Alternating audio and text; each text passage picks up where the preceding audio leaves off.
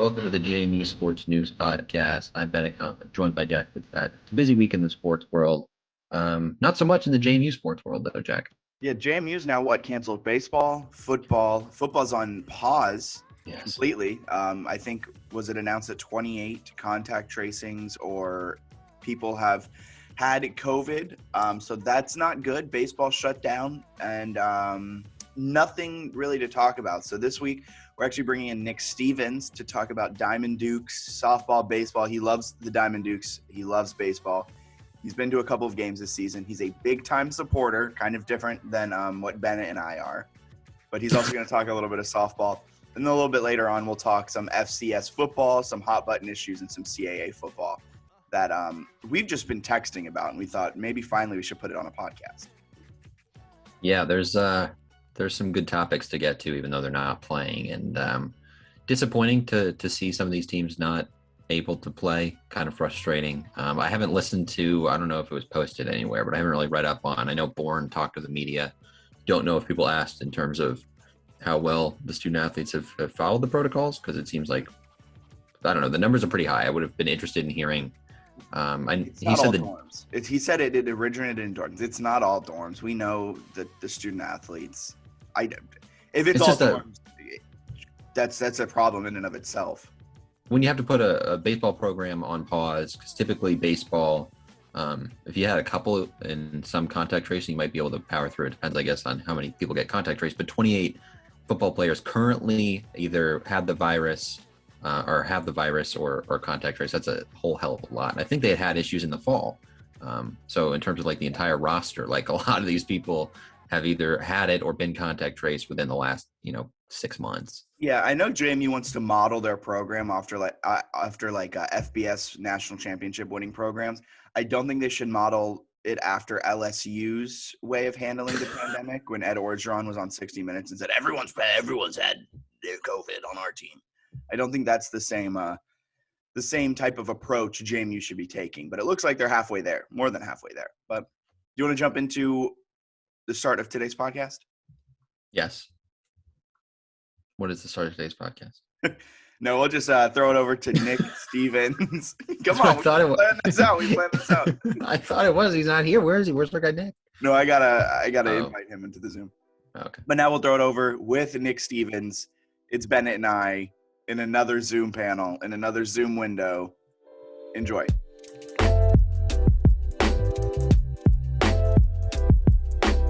We are joined by Nick Stevens, our baseball writer and expert, who has been kind enough to come on and tell us about a team that we don't know that much about. So super valuable. Nick, thank you for joining us. Hey, glad to be back on. Glad to talk about baseball. Now we have some JMU sports to talk about again. Yeah, after COVID stopped the season, after the first month or so, probably, yeah, not even the first month. We didn't really get a chance to talk about it much, and it seemed like they had a lot of great young talent last season, specifically Chase DeLauder, who is, I think by the time when the season shut down, was batting, it seemed like above 400 and was just raking everything. He went to the RCBL and was batting above 500 and was a monster. Granted, that was the RCBL, and it wasn't a normal like Cape Cod League or Valley Baseball League. You could say that again. But now we're into the 2021 season, and they're 3-6, and I think Bennett and I have been a little down on them, where we had really high expectations with the likes of Dabney and DeLauder and Rafe Snyder and all these young talent. And just give me your elevator pitch for JMU baseball so far this season. Yeah, I mean, it was definitely a lot of high hopes for this team going into 2021, just because that extra year, I think, was awesome for a lot of guys. Fox Simone's is back again. And we always joke about this. 22nd year, right? I think it's his 22nd year at JMU. Like, he might be married with kids by now. I don't know. I think I've changed careers. I've gotten married. I've had a kid. I've moved. Like, all these major life events since Fox Simone started playing baseball. And there's actually a scout. He was at the last game at VMI that I got to go to. And there's a scout there. And I recognize him. And he's still, like, after all these years, I want to ask him how many hours of film he has on Fox Simone's, because he still, like, gets up and walks around to get footage and timing him. So I don't know. I think he's an A's scout. So if Fox Simone's isn't playing for the Oakland A's next year, then that guy's wasting a lot of time in Harrisonburg. But yeah, I mean, you had Fox Moans coming back. You had Brady Hardy coming back as well. That's kind of like, JMU basketball bringing Alex Scholes back, though, to be totally honest. But, he's a veteran there, back on the team. I'm trying to paint this in a positive light here. You mentioned Chase DeLauder. Fox Moans is really a valuable and versatile player. Michael Morgan behind the plate. He's a Buster Posey watch list finalist now. It's kind of a tradition for JMU baseball catchers. He's really good. Connor Hardigan, a lot of injuries. Tommy John surgery for an outfielder or hitter is rare, but it happens. He's back and healthy. I think he's one of the more dangerous hitters in the whole conference, and he's starting to show that this year. You mentioned Trey Dabney being back and healthy. He had a wrist or some hand injury that he got in the Valley League when he played 2 years ago now. But he's back and healthy. They found a home for him in the outfield, but he got hurt again that last game against the VMI that they were home, the Thursday game. He took a pretty nasty slide into second base very late in the game. They carted him off the field and back to Memorial. So that's kind of scary there. We'll see what happens with that. But the pitching staff, as you had it there, Nick Stewart's back. Justin Showalter's back, although he hasn't pitched at all this year yet. Both of those guys turned out MLB offers, supposedly. So, I mean, there's a deep roster, probably the most veteran roster in the CAA. But, yeah, it's been a rough go for 2021 so far. And now COVID hitting, it's not making things any better. What's been the issue? I mean, sitting at 3-6, I'm just looking over the schedule, and it seems like every time I'm pulling up JMU Baseball Twitter, it's talking about another tough loss, or the pitching staff is just getting shell-shocked. What's been the issue? Yeah, I think so. You had that unexpected series against UNC, which was kind of like a last-second thing against a pretty good ACC program that's kind of fallen down a little bit, but they really took it to JMU to start. But again, 2 close games there. The bats started to come around in that Bowling Green series. They put up a 15 spot on that Saturday game. Runs haven't really been an issue as the bats have settled in, but I think it is the pitching, like you mentioned. I mean, right now, looking at some of the numbers, and only Delaware's played fewer games with them in the conference, but I mean, they're dead last in in CAA and ERA at 7.01, which is not great. A lot of walks, a whole lot of walks for the pitching staff. Usually this is a pitching staff that you see, they won't give up home runs. They strike out a lot of guys and they don't walk anybody. But, I think it's just guys trying to find the rhythm, settle in. Nick Stewart is MLB quality pitcher. Multiple teams had offers on him reportedly after the draft, but they were kind of the draft process last year is kind of a joke, kind of like all of Major League Baseball as an organization. Just he's burned to the ground at this point. But Justin Showalter was statistically one of the top pitchers in the country last year. But again, they say he hasn't been stretched out yet, but who knows what's going on there. Getting him back will certainly help. Hunter Ensminger, who started opening day against UNC, I think he's made like one more appearance since then. It wasn't a good appearance against UNC. So I don't know what's going on there. So I think it's just trying to find a rotation, find a schedule for the bullpen arms. Maybe something turns around here. CAA play gets going on, but yeah, I think it's just trying to find that rhythm at this point. Yeah. It's a veteran staff, so we'll see what happens though. Yeah, having you talk about it calms me down a little bit, just because knowing that some of the pitchers, which I think I knew but maybe didn't process, haven't necessarily gotten going yet or even pitched, I think is an important thing to know, because yeah, they have been hitting the ball pretty well. They've only had 3 series, I guess, so far in the 9 games, and North Carolina's really darn good, especially that first. I think it's Love is their ace. He shut Virginia down pretty good, so he's been really solid for them. So that was a tough one. They were competitive the rest of the series. Won the series against VMI, and were somewhat competitive against Bowling Green. But how patient should we be with this team and with this year? Because I know we always talk about how much the Valley loves baseball, and certainly JMU making, or at least contending for an NCAA tournament, I think is something that JMU fans want and people in the Valley would adore. Yeah, certainly. I mean, just so much good quality, even down to the high school level. I think every high school program in Rockingham County has at least 1, if not 2, D1 prospects on their roster. And JMU is starting to recruit some of those guys. But, I think this year it's tough because you have the COVID issues always looming, and they're going to loom for the rest of the baseball season. And JMU is only playing like 35, 36 games this year, while a lot of other CAA teams are playing a lot more games. They're up in the 50 range. So there's really like no, and now with this shutdown, there's really no chance for this team to like, they've got to hit the ground running at this point. It is kind of frustrating because we've seen this team kind of, the trajectory is moving upwards, very slowly, but upwards every year under Marlon Eichenberry.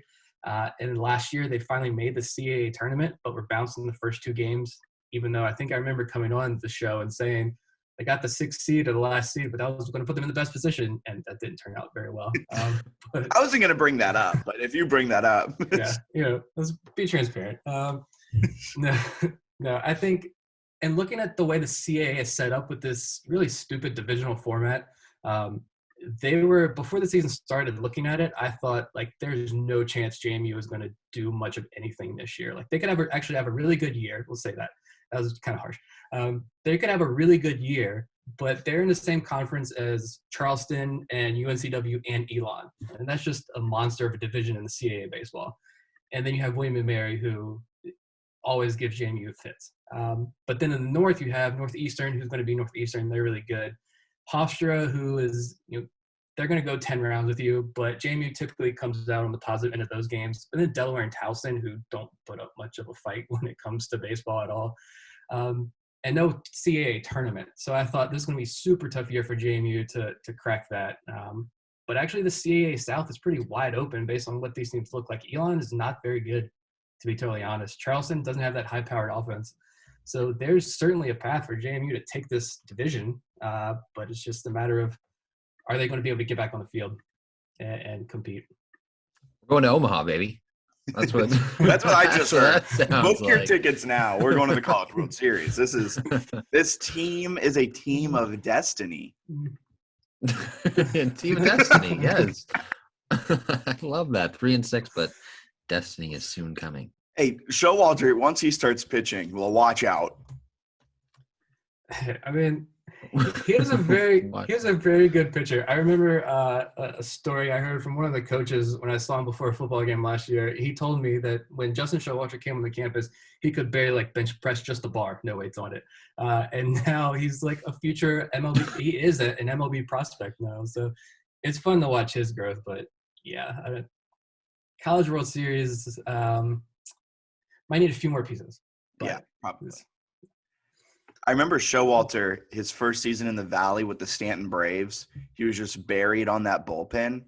And then all of a sudden, like, I think we were talking with you and just seeing how the season played out then that next year for JMU. And all of a sudden, he's like a starter, like their back end starter. And he was putting up good numbers. And I was like, I just saw this kid get destroyed by the Turks game in and game out. And you're telling me he's a JMU level star. And now he's like the ace or one of the top guys. And it's just like, what growth from him, but hopefully we see him get going.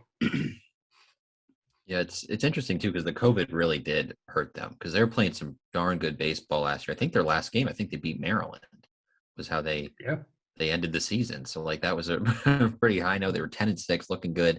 And then obviously to not have that now, but I think patience is good, but also there's probably a need at some point for the program to get going. And it sounds like they'll at least have a couple of chances with some of the conference series.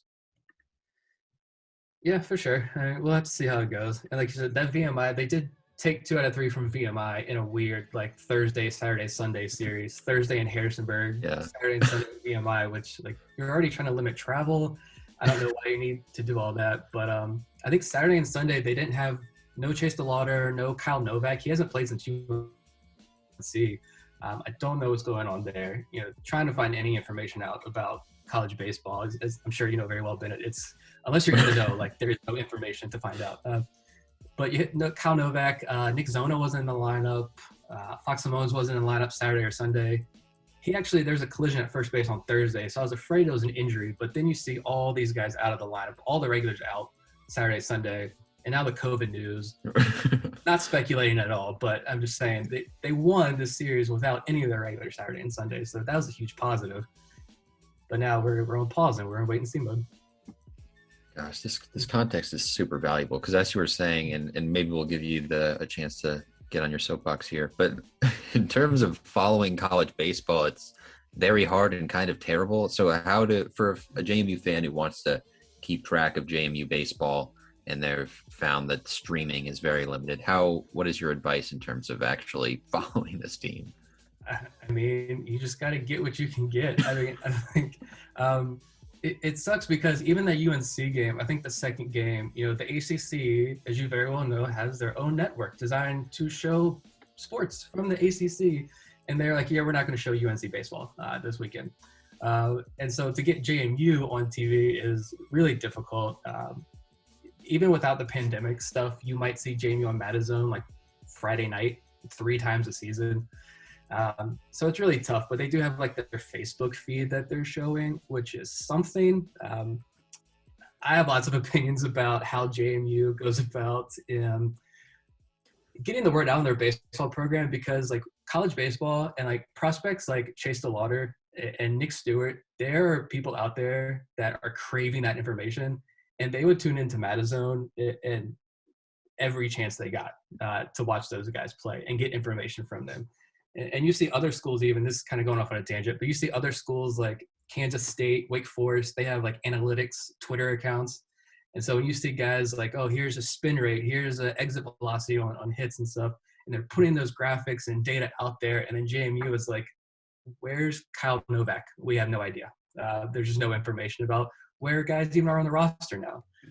So I want to see JMU do more, because so many guys now are in minor league baseball from this roster just for the last few years. We saw Nick Robertson pitching for the Dodgers a couple nights ago in spring training. Like, there's talent here, and JMU doesn't do a very good job at all of broadcasting that. So hopefully that improves down the road once the pandemic is behind us. Bennett and I were talking about that, how at one point it seemed like there was like 4 MLB arms like that are on rosters right now, and you would have not known based on the way everything was being done. And working in the press box for a season, do they have all that information too? Like that, I think that's the most irritating part. They're keeping track. I mean, because of course they have to for their own scouting reasons and their own just like development reasons. So they have all of that literally 6 feet away from the person tweeting out the game.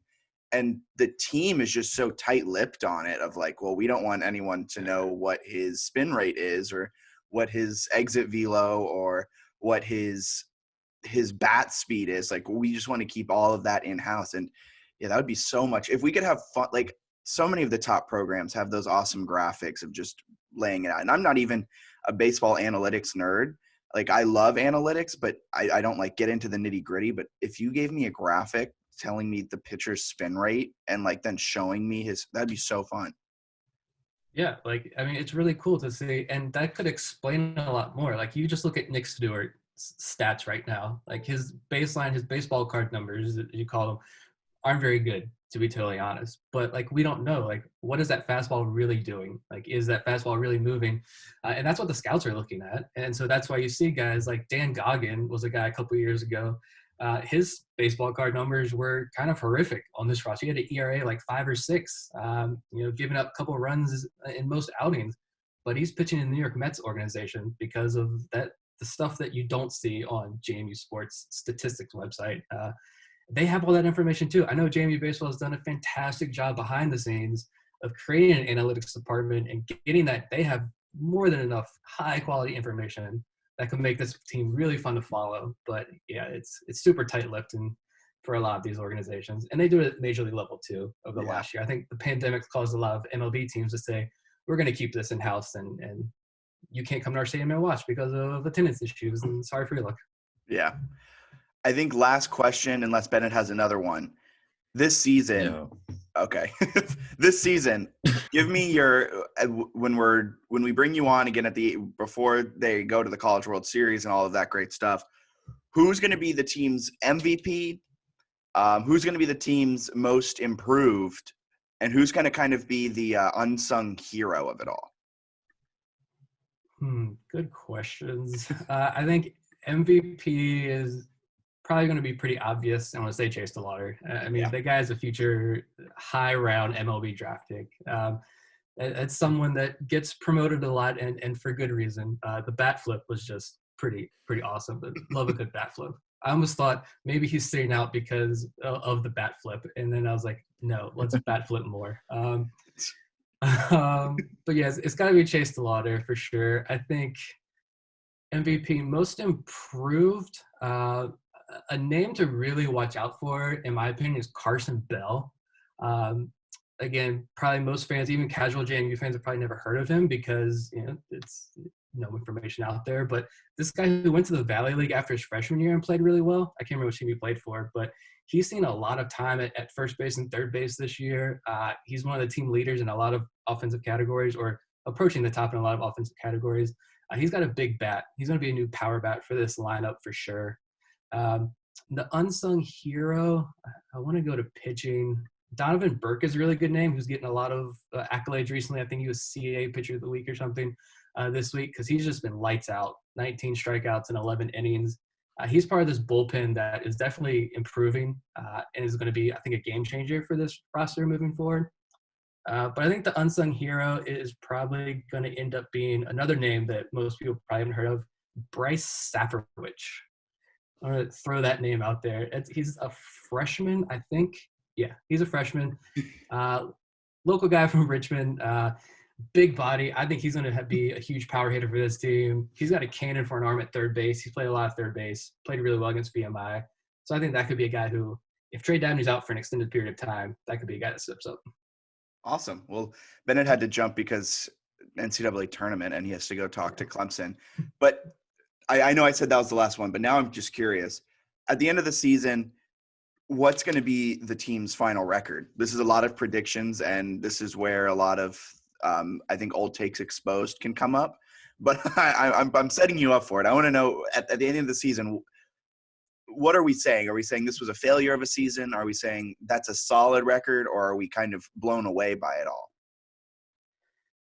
I don't think we're going to be blown away by the record. I think just looking at the schedule, like Elon, if they're still going to play Elon 6 times, I don't know if that's going to happen or not. But like I said, Elon hasn't looked very good. They've been getting destroyed this year, to be totally honest. UNCW is going to be tough, of course. I think they probably end up around 500 this year, just because, and there's just so many unknowns with COVID and everything going on. I'm going to say they'll probably end up around 500. They're going to have some huge wins. They're going to have some tough losses again, I think. If Justin Showalter comes back and pitches well and the bullpen steps up, for sure they can definitely improve upon that. But, yeah, I understand why a lot of people are kind of frustrated. They want to see results. There's a pretty good comparison to, like, the last few years of JMU men's basketball and then JMU men's baseball. Like, there's so much talent, but we just haven't seen results. And it's there. We just got to get it out. And that's Ben. Yeah, Ben and I have talked about that on multiple occasions where we're like, is Eikenberry's seat warming up? Because they do have these great recruits, but it just seems like, again and again and again, they're either missing out on the CAA tournament or they're getting bounced in the first round.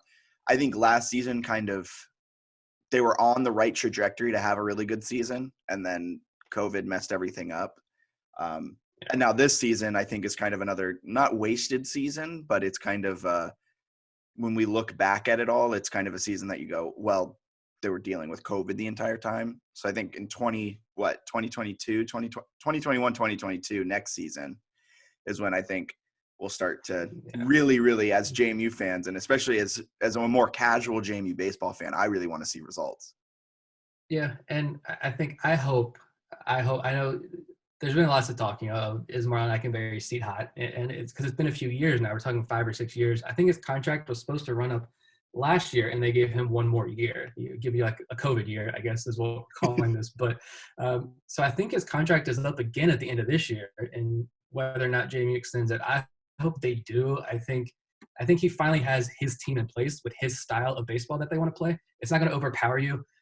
Fox Simones is going to bunt almost every at bat, it seems like, but because he's so fast and he gets on base, and a lot of guys in this lineup, your cleanup hitter in this JMU lineup, Trey Dabney, even he's going to bunt if Marlon Eikenberry wants him to. And the things that Jimmy Jackson is doing with his pitching staff are phenomenal. I mean, the guy just produces MLB draft picks. Like, it's just a revolving door of great arms, it seems like. Yeah, and what they're doing behind the scenes, I think there's so many good things behind the scenes. It's just a matter of putting it all together, and like I said, and so hopefully the staff is in place next year. I don't want to see them go anywhere. I want to see what this roster can do because they're so young. I think there's only like 2 or 3 seniors on this team. So Pretty young. The way you described that with bunting, it gave me a lot of Harrisonburg Turks, Bob Weiss, small ball moving the runners over, and it gave me a lot of flashbacks of that. So I don't know how I feel about that, but as long as I guess they're producing wins, I'm fine with it.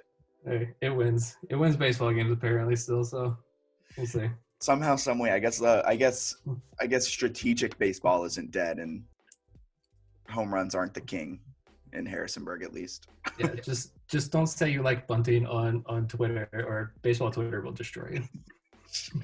I won't say it on Twitter. I'll say it has its place. It's fun sometimes. Yeah. Thank you so much for joining us, Nick. I know Bennett is going to listen back to this and use it as all of his fuel for his tweets later on when he's tweeting about JMU baseball and UVA baseball. But we hope that this season goes well and that we're seeing a lot of your positive JMU baseball content throughout this season. Thank you so much for joining us. Anytime. Glad to be on.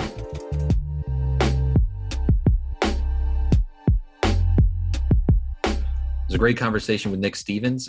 Glad to have him to sort of help. I don't know if I would say steer us straight, but I feel a lot less negative about baseball than I did. I don't know if you feel the same. Well, it's funny. I think any sport you do that, like that's what happens. So like if you were just box score watching, I mean, football's a terrible example because when you watch the games, you hate the games. But like basketball, Right. like early on in the season in basketball, like if you were just looking at their outcomes and you're like, wow, 2 MEAC losses, this team is the Right. same as it always was. But if you watch the games, you were like, oh, they had a lead against Morgan State late and they just kind of faltered down the stretch, and you can chalk that up to growing pains and all this stuff.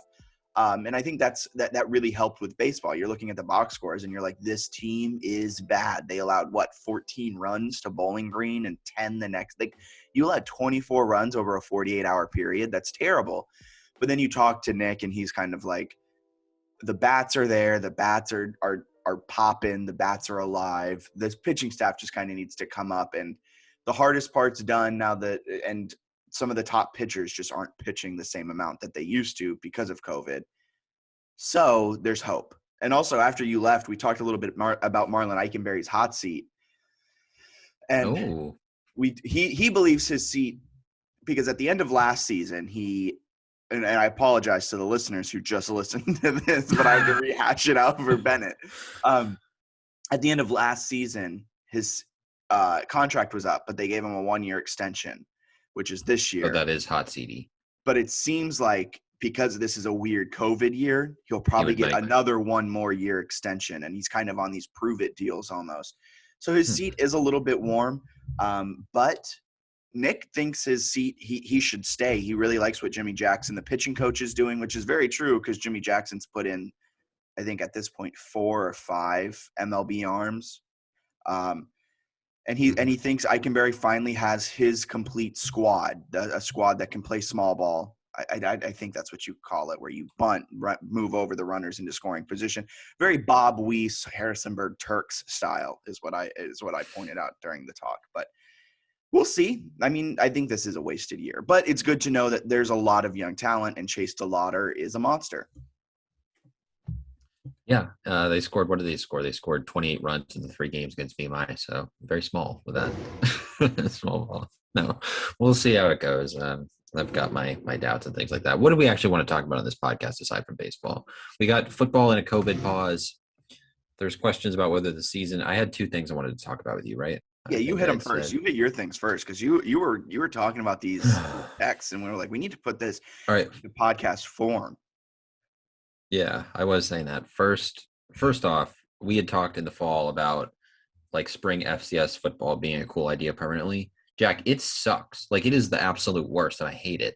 I think the best. I don't care about these.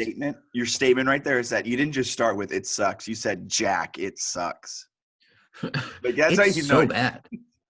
Like it's so bad. I mean, it's not interesting, like for a lot of reasons. First of all, you don't even have like all the teams, but it's kind of boring. It's weird. It doesn't feel like a real season, partially because JMU is not playing well, partially because of the COVID pauses. But also, like if they had played this weekend, I did not to brag, I did a radio hit with ESPN Richmond this week, and at the end they were like, "You looking forward to watching JMU?" And I was like, I have no idea what they're talking about. And I was like, "Oh yeah," and I obviously pieced it together eventually that it was football. But I was like, what? Like, oh, there's a game on Saturday? And then obviously it got canceled, or postponed, which is part of the reason I wasn't excited because I figured it might. No, but like I'm not even excited about the games. Like the NCAA tournament is going on. We have a lot of sports that are interesting. Like there's some big time golf tournaments. I know most people don't care about that, but like I don't know. It's not. There's too much else going on that isn't football for me to care about football. I was gonna say, like, if they played this Saturday, you're competing with the first round of the NCAA tournament. Good And I know we luck. talked about it a lot of like early on in the fall when we were like, the spring's gonna be awesome because there's not gonna be no football and America loves football and people are gonna flock to it and this and that and this and that and it's gonna be great for the growth of FCS. We were so flipping wrong. I think I undersold my love for college hoops and I undersold America's love for college hoops during this time. America doesn't love college hoops back in November, December, January, but they start to pick it up in February, in March, right when the FCS season's kicking off is at the height of college hoops popularity. And then that just keeps going up during this time. And FCS football is here. And all the major markets and major networks are putting on college hoops, are putting on the Big East tournament. I'm pretty sure I said back in the fall when we were talking about this, America would rather watch FCS football than they would Big East tournament. No, Completely wrong. very completely wrong. And So that was. That I was think tough. it's more so that it's just a bad product. I think even Yes. if JMU was like Yes. good, I would still not care. Yes, it's like the FCS level is not. I hate to do this, but it's like there are really good football players on JMU's football team. They're really good players at the FCS level, but the overall product is not as good as FBS football for a reason, right? They're typically getting better recruits, and people love to talk about like the stars don't matter, and the Super Bowl roster makeup actually had this many kids from. None of that really matters. It's like the overall level of play of a Clemson and an Alabama is significantly better than a North Dakota State and JMU, right? That's not really a shock. They also have more scholarships. There are a lot of reasons, but anyway. It's not quite as good. In the fall, nobody really cares about the FCS, right? We do. And it bans us to, and I like that. Like, I Yes. like that everyone's like, FBS, and we're like, no, on Saturday, you know what I'm watching? JMU take on Richmond in this rivalry that only means something to the two fan bases. Like, that's Right. fun.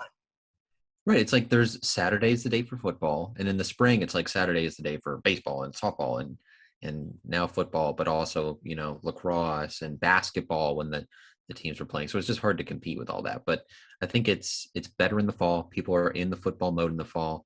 No one nationally is really going to care whenever. So keep it in the fall, which they're not changing it, but like keep it in the fall so that the people who actually do care about the FCS normally can still care about it normally. And I would say even the product is better in fall. Like, if Yeah. we're talking about it as a commodity, FCS football is better in the fall because that's like because humans are just like a product of repetition. Excuse me, sorry. They get going every year for the fall and they put and that's normal. That's what they always do. They've played football in the fall since they were in middle school, working their way to become a college football player.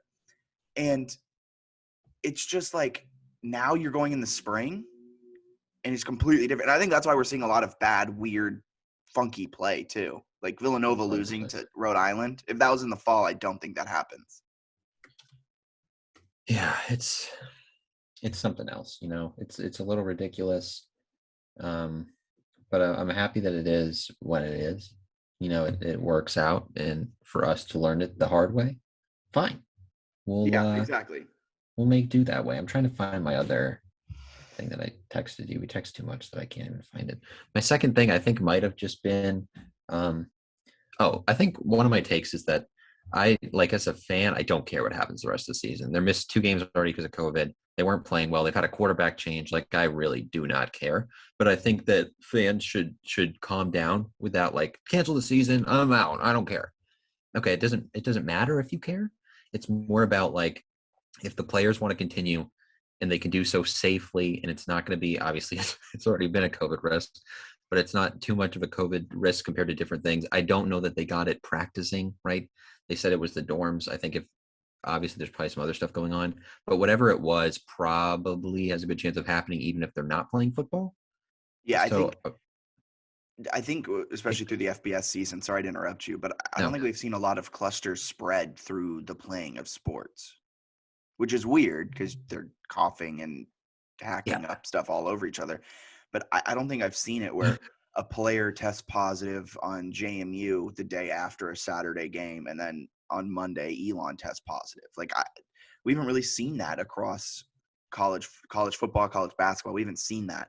So yeah, this, in all honesty, like they probably would have gotten COVID without it. Like it's just the Yeah, way of it's just life. tough. So I guess my take is basically that, like, even if they don't make the playoffs, I think you have to have a minimum of like 4 games for at-large consideration. I don't know what the CAA minimum is, but let's say they only play one more game, they don't even get considered for the playoffs. Like, if the players want to do it and it would help them mentally and it's something that they are interested in doing and they can do, then like I think that should be more of the consideration, not like fans being like, you know what, I'm kind of checked out. Like, nobody cares Yeah, if you're dude. checked out. Like, I am checked out, but it shouldn't matter to be like, all right, how can we give the players an experience where they're safe? And obviously I would argue, need to look into that a little more because they really haven't done a good job of keeping them safe. 28 of the players are dealing, but I don't know what the protocols were or how it actually spread. So I won't speculate too much, but I want to get yeah. your take on this. Is CAA, so we've talked about FCS just being a bad product in the spring. We just saw Villanova lose to wow, I just almost said Villanova lost to Villanova. We saw Villanova lose to Rhode Island. We saw Albany lose to Maine. I'm trying to remember the craziness of it all. It was just a crazy Saturday. Yeah, well, Villanova's without Gillespie, man. I mean, he's a big time point guard. You don't have him, you're gonna suffer a little bit. And I think Winthrop will them a game on Saturday or Friday, whatever. Wrong Villanova. You think Colin Gillespie's injury impacts the football program as well? You have to imagine that they want Gillespie healthy mentally, just to know their basketball team. But my take is this: the CAA, even in a fall season, I don't think it's that great. Like, we compare it to like the Missouri Valley. I think the Missouri Valley has like, this is the other thing we're going to talk about: national championship contenders at this point in the season. Way too early national championship. Sure. But first, I want to hit this: is the CAA good? Is the FCS bad? Or is the CAA? Do we just overhype them? Here's the thing. Chase Kitty was mentioning this, where like, the Missouri Valley, like they'll have a grinded out close game and the reaction is like, wow, both of those teams are gritty and good. And then like Villanova and Stony Brook do it and people are like, wow, those teams suck. So I think I think the Valley's a little bit better, but I think the CA relative to the rest of the FCS is still a very good league. Yeah, but it's not, I don't know.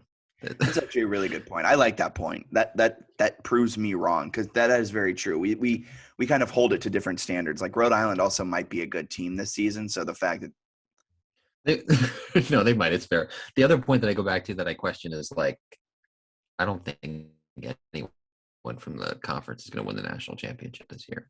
Well, that's a perfect segue, because give me your top 3 national championship contenders as of this moment. I know people talk about it's way too early to be doing these rankings, and you're probably right, but we need content. So give me your top 3. Well, I was interested in putting JMU in there. I think your poll that you had put out was sickening to me. Your CA poll, the CA power rankings. I don't know if you saw someone calling me stupid, delusional, and not knowing what I was talking about in my Twitter mentions. I would have done it, but I blocked. You got as JMU what, 5th in the CA power rankings? Yeah, I do. I stand by it until they play again. They haven't looked good, and they're on a COVID pause. I think it's fair.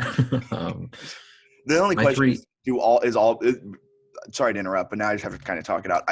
Albany might be down there, but I felt weird putting Richmond at 3 and JMU at 4. No matter what, Richmond is above JMU in the power rankings right now. I'm not talking about a poll. I'm talking about a power ranking. How they played. Richmond is above JMU. Like, that's without a question. I just felt weird putting Richmond that high, so I was like, I still have faith in the undercuffler, so I'm going to put Albany there, and then from there we'll play it out. But what were you saying? My apologies. CAA had a bad weekend in terms of upsets where it's taken almost everyone out of the national. Like, you better win the conference or like go undefeated the rest of the way, or you're not getting in. So they had a tough scene there. I would say North Dakota resume. I think they are 100% a national title contender. Am I still here? Weber State. There you are. Weber State, I think, is good. They lose. I honestly don't know. Weber State lose. No, Weber State's. I have the rankings pulled up. Weber State's 2-0. Okay, I thought they lost for some reason. No, North Did they Dakota really State lose? lost. Can you hear Yeah, I know that? that. Not really. What is it? Is there like a Weber weird State hum didn't- in my background? It's probably me. No, it's me. They're Oh, sawing now I can hear something that. above It me. sounds like someone's vacuuming. Yeah. Oh, They've you're been right. This is a complete tangent. They did I think win. that's exactly what this podcast has kind of become. They're remodeling the apartment above me, and it's been so loud. Back to what you were saying. I don't know who the good teams are. See, that's the problem.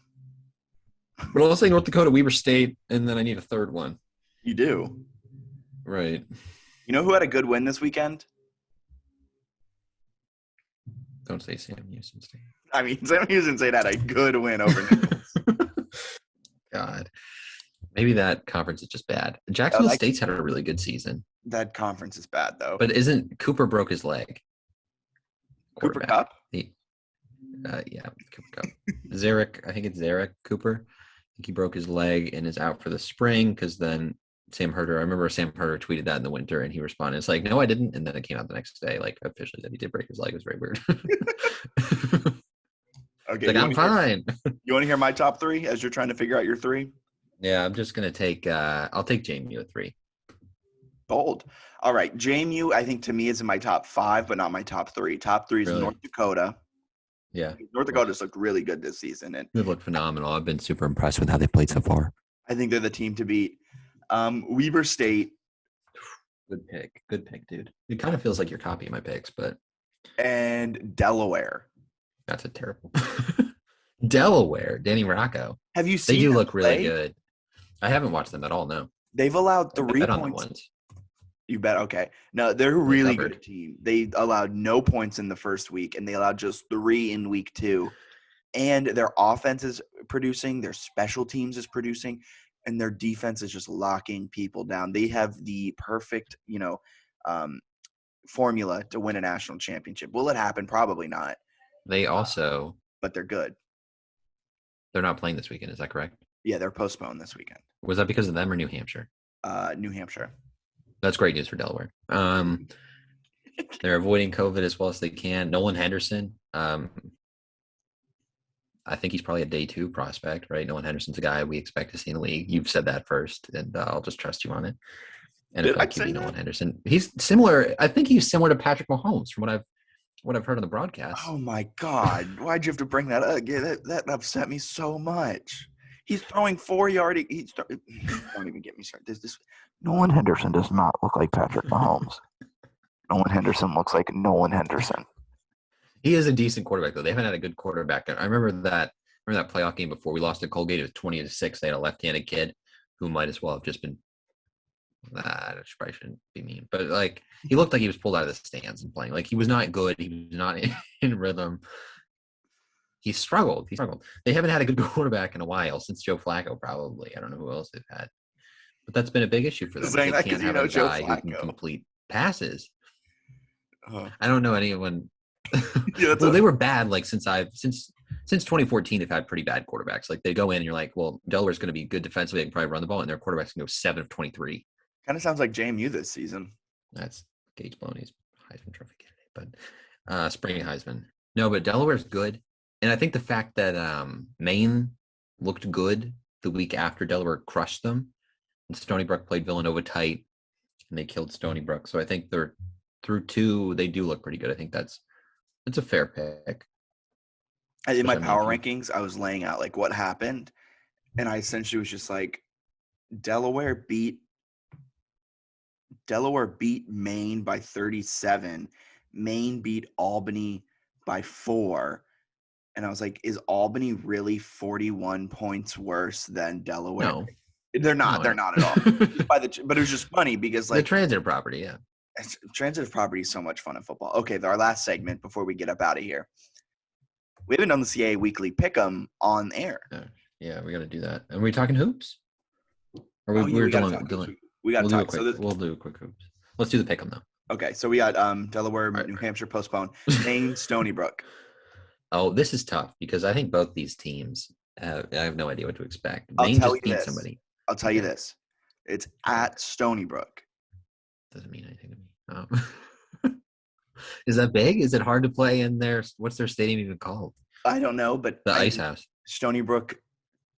Granted, this was Villanova, so we don't know how good Villanova is, but Villanova only beat Stony Brook by 3. Didn't Maine just beat Villanova? Who did Maine beat? Albany. Maine beat Albany. Gosh, okay. And they look good in that game. They bounced back. I'll take Stony Brook. I think Stony Brook is worthy of a victory. I think they're going to be fired up after getting blown out. That logic doesn't make any sense. This pick sucks, but I'll take Stony Brook. Whatever. You're taking Stony Brook? Yeah, who are you taking? All right, I'm taking Maine. All right, you have to pick first for the next game. Next game is Rhode Island at Albany. I'm going to go Albany. Rhode Island looked good, right? They haven't played. No, they have. What is Rhode They Island? beat Villanova. Okay, there you go. I knew somebody beat Villanova. That's good for them. And they're playing who? They're playing Albany? I'll take Albany. I think they'll bounce back under Cuffler. Rhode Island's defense sucks. Their offense just hung up 40. Yeah, that's true. I'll take Albany then. Okay, and then last one, Elon at William and Mary. I think William Mary just got mad at Elon. Made a huge point last week that I had picked them, and I was like tweeting at you, like, hey, fix my pick on the graphic, and then it got blown out by Richmond. So I think that's why we're tied, isn't it? We both had the worst week of CAA Weekly. Oh, God. Did I get any right? We both, I think, went 1 for 4, 1 for 3. Yikes. So I have Stony Brook, who's bad. Then I have Albany, and then I have William Mary. You're You take going. William? You're gonna go 2-1. I'm gonna go 3-0. You taking William Mary too, then? Uh-huh. Well, yeah. That's how the math works. Okay, let's move on to hoops. Let's move on to hoops. Women's basketball wrapped up their season. They looked solid, but the Achilles heel all season, and it was their Achilles heel in this game. Turnover. Their heel. Oh. Wondered if it might have actually been their heel. Well, yeah, it was turnovers. Let me just go through this real quick because I find the box score. Am I there? You're here. It says my internet connection is unstable. Okay. First quarter, it's tied at 20. Both teams are like, wow, what a game. JMU blitzes them in the second quarter, 19-9. They're up 10 at halftime. They get outscored by 19, 26-7 in the third quarter. So they're down 9. I think they're down 9 at half. Oh, after the third quarter. Yeah. And then they outscored Drexel by 9 in the fourth quarter, send it to OT. But like, what in the world? They go 19-9, then 26-7 the wrong way, and then 19-10. Just shocking and unbelievable. But they're fun to watch. They're really good. Yeah, I mean, they turned the ball over 20 times and had 8 assists. So like, not quite what you're looking for in that department. But they shot it, well, poorly. Sorry. They have room to grow, but I love the group. Like Kiki Jefferson scored 31 and had 11 rebounds. She had 8 turnovers, but she's a star. They got freshmen that are going to be sophomores that are going to be good. They got talent. They got more experience now. I kind of think, and this is maybe a dumb take, I think it was a perfect result for both the men's and women's basketball team to not win the conference title. Why?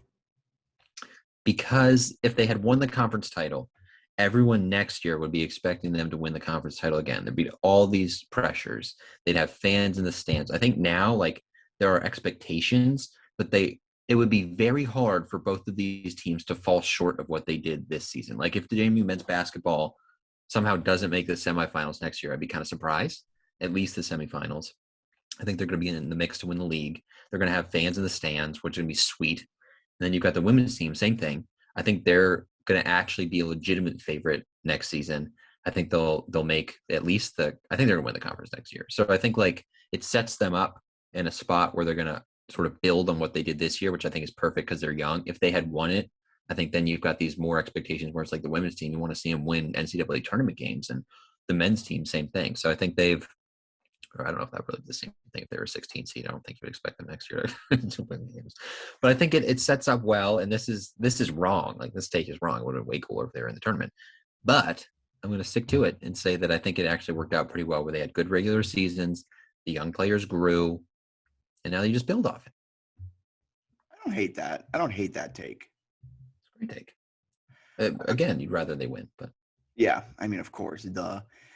It was just so this team. I think a lot of Kiki Jefferson's turnovers came late when Drexel couldn't stop her late. So I mean, she just took the ball and occasionally had a bad turnover. The key in this game was Peyton McDaniel going 0 for 6 from the floor, 0 for 5, 0 for 5 from 3. That doesn't happen. That's an outlier. That's weird. Rain Tucker was injured. I think that also is massive. Yeah, she hadn't played. When did she get injured? Let me see. Her last game was the 27th of February. So she was out. She was injured, which is a huge presence you're missing. But yeah, I mean, overall, this team is. I was saying she's a great player. Yeah. You say it all the time, and it's so true. And what's your point? Your weird take is kind of, I understand it. This is a perfect pandemic team, and next year they're all going to grow together, and they're going to be really, really good. Kiki Jefferson is ranked team good. If they don't just I mean, I expect probably a weird conference loss here and there because that's always what happens. So I won't go out there and say they're going to be perfect through the conference. But if they don't mow through the conference, just absolutely just take that tall grass and make it really short, I'll be disappointed. Yeah, I mean, they get pretty much everyone back. There might be some roster changes. Dioff, I think, could graduate if she wants to. And you never know about transfers and how that works. But Claire Neff, the Clemson transfer, came in and was fantastic. Season. She was great. So she turned out to be a really bright spot for the team. For Jalen Carradine to come in and play 36 minutes in that overtime game and have 8 rebounds is awesome, and 10 points. Jalen Carradine was she's not the best scorer, I'll say that, but she reminds me a lot of Ania Young in that kind of just defensive grinder role. Definitely. She's got those vibes and ability, and the freshmen are good. They've got talent. Obviously, Kiki, we know about her ability. And I think maybe my favorite thing from the game and the loss was just the shot distribution, where nobody took 10 shots except for Kiki Jefferson, who took 21. Give me that every day of the week. And made 10 of them. Yeah. And then she got to the line 16 times. Of her 11 rebounds, 9 were offensive. Drexel had absolutely no answer. But defensively, they need to keep getting a little bit better. That'll be an area for growth for sure. And but they're going to be good next year. Third quarter, just that's terrible. 7. That's, I think, as they get older, I think they'll get better, because they had that this year where they're they would have a quarter where you'd be what in the holy. And it was always that was the difference in all the games. Yeah, I mean, even early that Buffalo game when they were down 655 points at halftime and then rallied big time. It was what in the world just happened? So they'll get better, and as the restrictions ease a little bit, they'll have more time to practice and be normal college students, which I think for every team is going to be really beneficial. Yeah, consistency is what this team needs next season, and I think growth is going to make that. Is going to make that? Sure. And we got to talk men's basketball transfers. Oh, I was hoping we could avoid this. I'm sad, man. I'm sad. All right, the list: TJ Taylor, Wyoming transfer. He's leaving. That's Michael Christmas is leaving. No, not Christmas. And Javis Harvey. Those are the 3 that have announced transfers. So give me your thoughts on those 3, or just the group. Okay, TJ Taylor, he played 7 games, had 12 points all season. That's okay. He probably didn't get the role he wanted. I'm not saying he's a selfish kid by no means. Go play where you want to play, but he didn't get the role he wanted. Javis Harvey, I think he saw that Wooden was kind of becoming a bigger player, and Harvey's minutes were kind of lacking. The reason Harvey was getting so many more minutes later on in the season is because of the Matt Lewis injury. So I think he kind of knew his role was shrinking, and depending on what transfers and recruits they bring in, he was kind of going to go into the way of Greg Jones. So he's transferring out. And then Michael Christmas, I don't know why. I don't is it maybe because he wasn't a starter? But I feel like he was getting good minutes as a 6-man. and I felt like he was growing on this team. That one's definitely the toughest from an on-court perspective because he's a pretty darn good player. I think my guess would be is interested in starting somewhere. I think his tweet or whatever said he was looking for, a role that was better for him or a spot that would help him grow. I mean, you look like the loss to Elon, he played 9 minutes in that game. He had a few fouls, so that's part of it. But like he didn't play 30 minutes in a game all year. He only played over 20 minutes 3 times. It was down the stretch. But he didn't really have a massive role. He was good coming off the bench and definitely gave them a lift, but I think he's someone that is 3-star kid, super talented, athletic. I think he wants to play. Yeah, I guess that's true. Yeah, because if looking at it, and also probably last season didn't help either, where he got no minutes and he was put to the bench. And also it is worth noting he was a Lewis Rowe recruit. So I imagine he kind of was like, I'll give Byington a chance and see what my role is. Mm-hmm. And it probably wasn't what he wanted. He only took 93 shots all season. He's probably a guy that wants to take 150 plus. Some of it, too, is the kids he brought in. Like Terrence Edwards got legit minutes. Yeah. I think you're probably looking at that if you're Harvey or Christmas. You got Jalen Hodge, who at the end of the year they were clearly comfortable trusting. Wooden Strickland. Yep, Strickland's good. Wooden's Amadi, all these young guys that are, especially for Michael Christmas, who is like a 3-4, and you're looking at Edwards, Strickland, Amadi, who's 3-4-5 type of player. You're like, my minutes are gone. And they're going pretty hard. And I don't know how much of this was knowing that Christmas was probably going to move on, but they're going pretty hard after Cam Holden, who is, I forget exactly, UT something, who's Tennessee something, where he's coming. Yeah, I think so. Good player on the wing. They're also looking at a VMI guard who I think shot 43% from 3. Oh my God. And averaged like 18 a game for them. I would kill for a shooter. They still need some development with the big men. I think there's some hope that Mensa could take a step, but like Dwight Wilson's playing in the NCAA tournament this weekend. He basically averaged a double-double in the MAC. That is, imagine Dwight if they have a guy like that. If Dwight Wilson stayed, JMU would have destroyed the CAA and walked through the CAA tournament. I fully believe that. I believe Dwight Wilson would have averaged 20 and 10, and Matt Lewis. 20 and 10 is a little. I believe Matt Lewis would have averaged 20 and 10 assists. Why would he have averaged? All right, his assist total skyrockets if Dwight's there. Yeah, because he's going to feed it down 4 a game to 10. Yeah, but he probably dribbles a little bit, and they're not assists sometimes. Maybe they're all assists. You want to hear a crazy dream? How many points were they scoring a game then? You got 2 guys that are getting you 40 points, and then you also have the 10 assists from Matt, which I guess some of that could go to Dwight. But what are they scoring, 100 a game? Hey, I can dream. You want to hear the dream I had last night? Yeah. Is this real? This is a legit dream I had last night. Joel Mensa was balling out. There was a game. It was in the CAA. This is the dream. It's a CAA tournament championship of next season. And Mensa goes and just throws down a nasty dunk to tie it. And then on the next, he then gets the stop on the defensive side. And then he gets the ball at the top of the key and just drains a 3.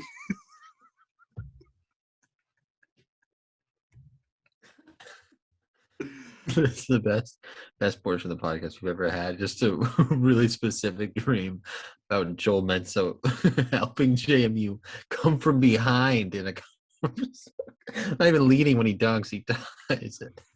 Well, we're playing that we don't even have a good lead. Gosh, but I hope he's able to contribute for them because they need a big guy bad. Do you think Zach Jacobs comes back? I would hope so.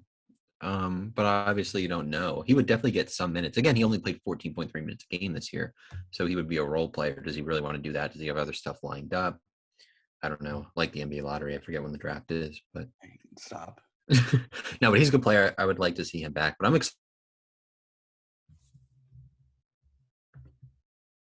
excited for the young core.